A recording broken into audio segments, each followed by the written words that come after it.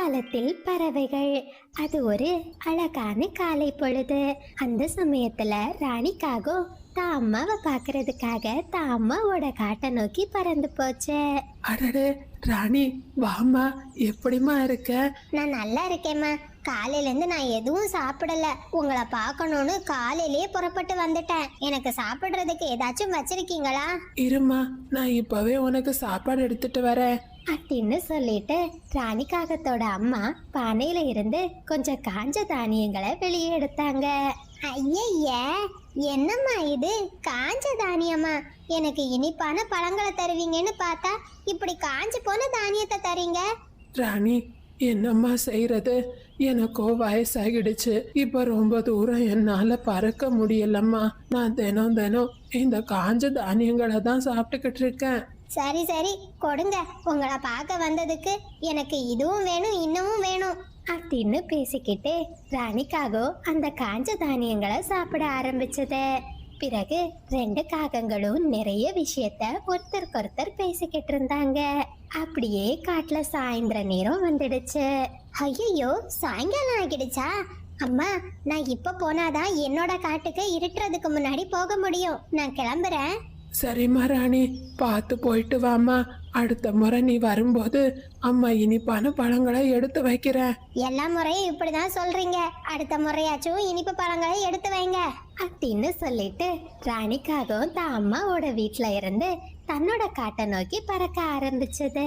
ஆனா ராணிக்காகவும் பறந்து போன கொஞ்ச நேரத்திலேயே காட்டுல பலமா மழை பெய்ய ஆரம்பிச்சிடுச்சு.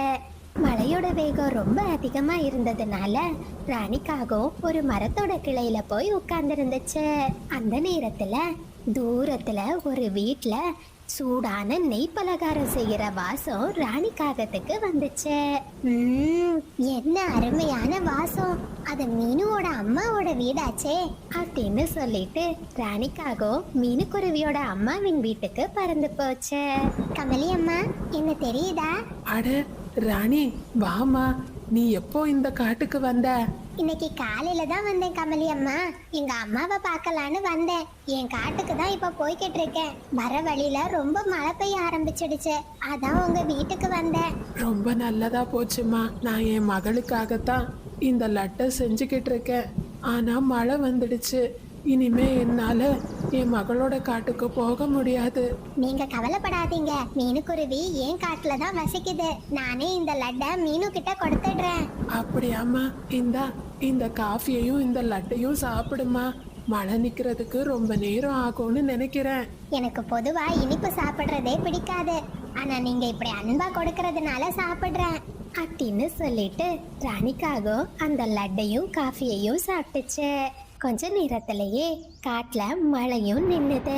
கமலி அம்மா, மழை நின்னுடுச்சு. நான் இனிமே என் காட்டுக்கு கிளம்புறேன். சரிம்மா, இந்த டிஃபன் பாக்ஸ்ல நான் கொஞ்சம் லட்டு வச்சிருக்கேன். இத என் பொண்ணுகிட்டையும் என் பேத்திக்கிட்டையும் கொடுத்துருமா. சரி சரி, நான் கொடுக்கறேன் அப்படின்னு சொல்லிட்டு ராணிக்காகவும் அந்த டிஃபன் பாக்ஸை வாங்கிக்கிட்டு மறுபடியும் தன்னோட காட்டை நோக்கி பறக்க ஆரம்பிச்சது. போகிற வழி முழுவதும் அந்த லட்டோட வாசம் ராணிக்காகத்தோட மூக்க தொலைக்க ஆரம்பிச்சது. லட்டோட வாசம் ரொம்ப அருமையா இருக்கே. இதுல இருந்து ஒரு லட்டை எடுத்து சாப்பிட்டா மீனுக்குருவிக்கு தெரியவா போகுது?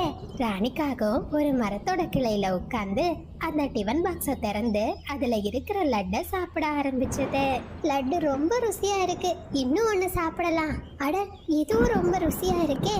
இன்னும் ஒண்ணு சாப்பிடலாம் அப்படின்னு சொல்லி ராணிக்காகவும் அந்த டிஃபன் பாக்ஸ்ல இருந்த மொத்த லட்டையும் சாப்பிட்டுடுச்சு. பிறகு அந்த டிஃபன் பாக்ஸை அங்கேயே விட்டுட்டு அங்கிருந்து பறந்து போயிடுச்சு. அப்படியே மறுநாள் பொழுது விடிஞ்சது. மீனுக்குருவி ராணிக்காகத்தோட வீட்டை நோக்கி பறந்து போச்சு. ராணி அக்கா, நேத்துக்கு எங்க அம்மாவோட காட்டுக்கு போனீங்கல்ல, எங்க அம்மா ஏதாச்சும் பலகாரங்களை உங்களுக்கு கொடுத்து விட்டாங்களா? இல்லையா மீனு? உங்க அம்மாவை நான் பார்க்கவே இல்லை. அப்படியா? சரி சரி, நம்ம காட்டுல இருந்து யாராச்சும் அங்க போனா அவங்க கிட்ட பலகாரம் கொடுத்து விடுறதா எங்க அம்மா சொல்லியிருந்தாங்க. அதான் கேட்டேன் அப்படின்னு சொல்லிட்டு மீனுக்குருவி மறுபடியும் தன்னோட வீட்டுக்கு போயிடுச்சு. இப்படியே ஒரு 10 நாட்கள் கடந்து போச்சு.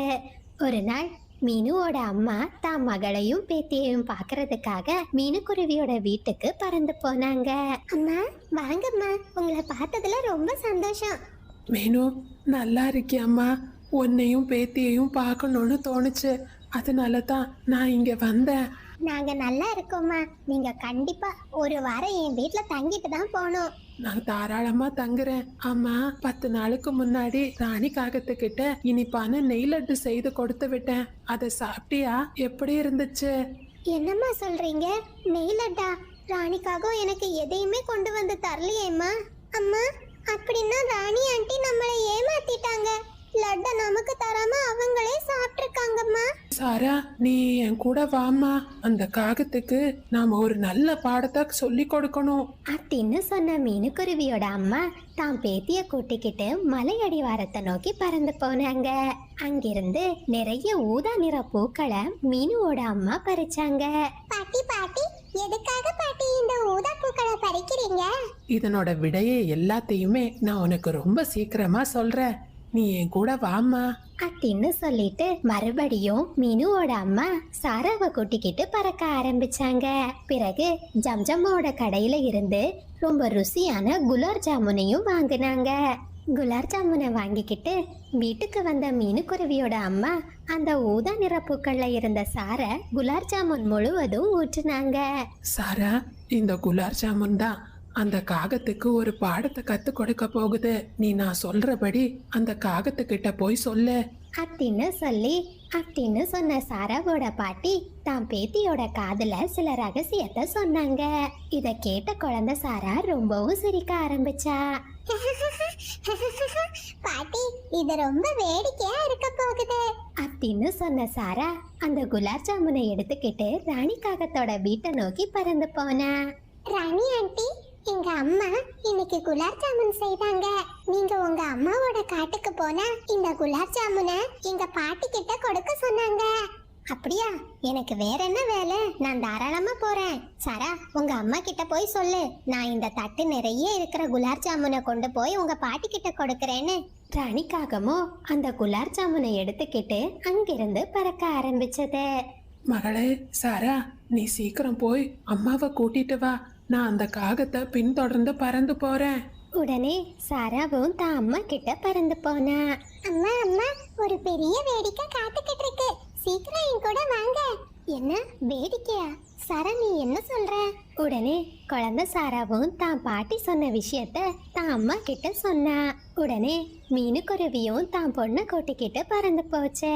அந்த குலாப் ஜாமுன் தட்டை எடுத்துக்கிட்டு ராணிக்காகவும் நதிக்கரையோட பக்கத்துல வந்துச்சு. அம்மாக்கு மகளுக்கும் அறிவே இல்ல அப்படின்னு சொல்லிட்டு ராணிக்காகவும் அந்த தட்டு நிறைய இருந்த குலாப் ஜாமுனை சாப்பிட ஆரம்பிச்சது. அதை சாப்பிட்ட கொஞ்ச நேரத்திலேயே ராணிக்காகத்துக்கு வயிற்று கலக்க ஆரம்பிச்சிடுச்சு. அந்த நேரம் மீனுக்குருவியோட அம்மாவும் சாராவும் அங்க வந்துட்டாங்க. ராணி, என்னம்மா வயத்த கலக்குதா? நீ செஞ்ச தப்புக்கு உனக்கு இதுதான் சரியான தண்டனை. இனிமே யாரோட நம்பிக்கையும் ஏமாத்தணும்னு நினைக்காத. அன்னைக்கு முழுவதும் ராணிக்காகவும் பாத்ரூம்லயே இருந்துச்சு. ராணிக்காகமும் அன்னையில இருந்து யாரையுமே ஏமாத்த கூடாது, யாரோட சாப்பாடையும் பறிச்சு சாப்பிடக்கூடாதுங்கிற ஒரு நல்ல பாடத்தை கத்துக்கிச்சு. அகங்களும் குருவி முட்டையும்.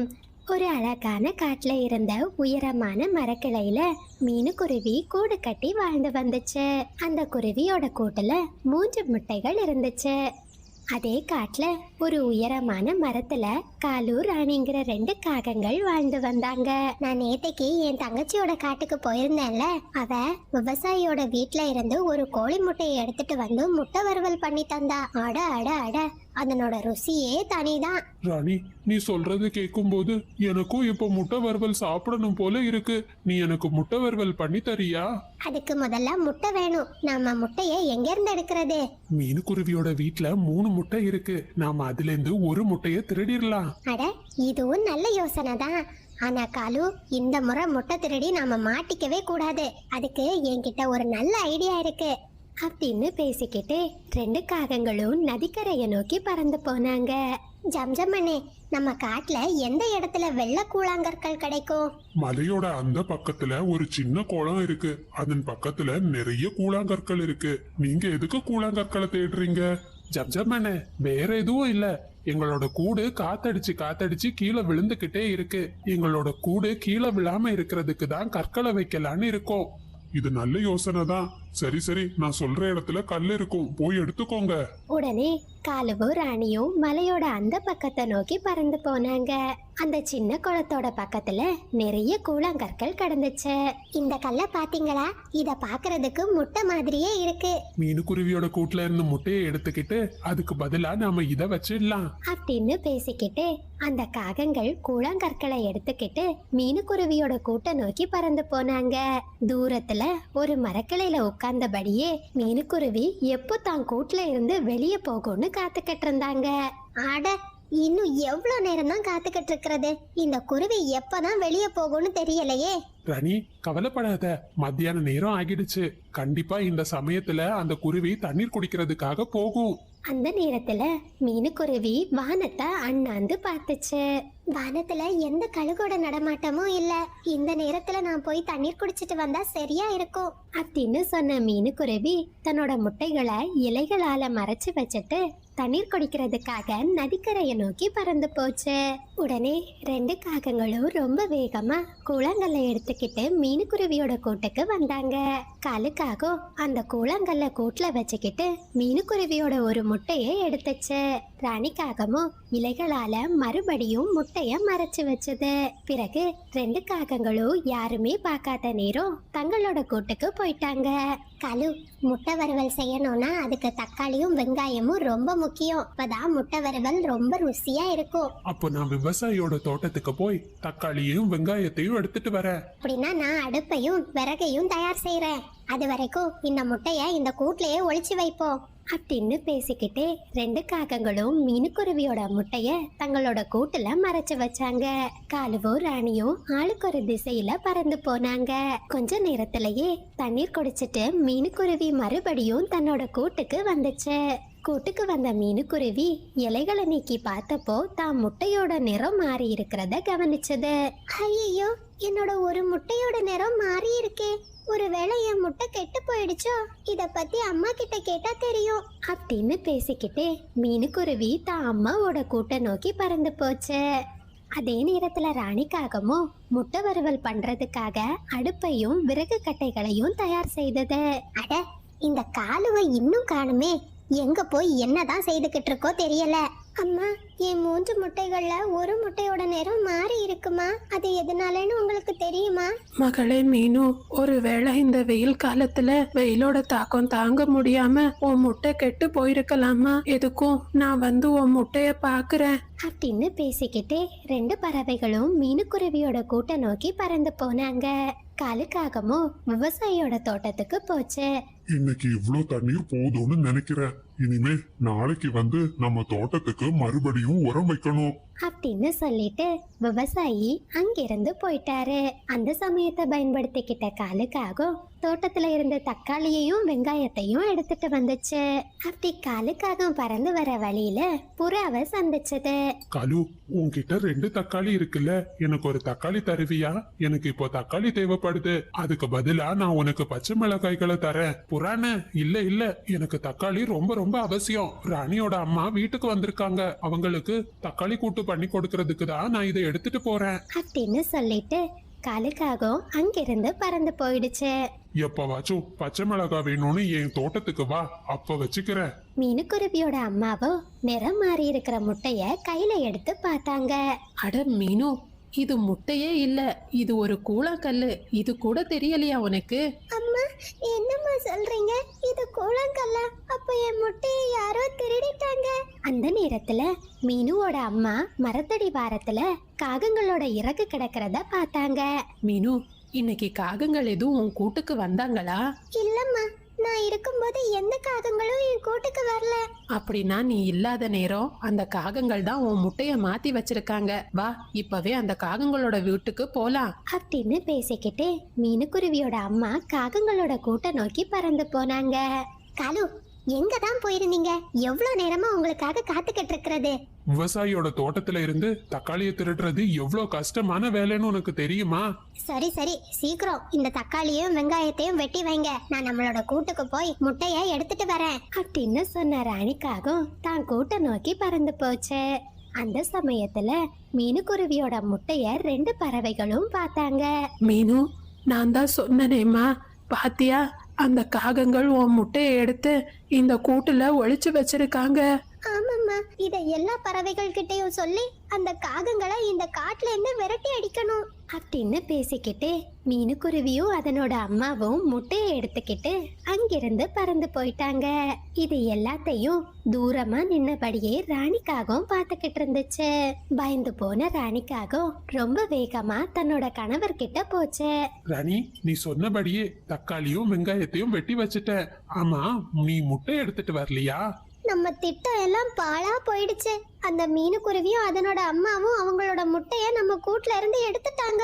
அது மட்டும் இல்ல, மற்ற பறவைகள் கிட்ட சொல்லி நம்மள இந்த காட்டுல இருந்தே விரட்டி அடிக்கணும்னு பேசிக்கிறாங்க. ஐயோ ராணி, மற்ற பறவைகள் நம்மள அடிக்கிறதுக்கு முன்னாடி நாமளே இந்த காட்டுல இருந்து ஓடிடுவோம். அப்படின்னு பேசிக்கிட்டே 2 காகங்களும் ரொம்ப பயந்து போய் அந்த காட்டை விட்டு வேற காட்டுக்கு பறந்து போயிட்டாங்க.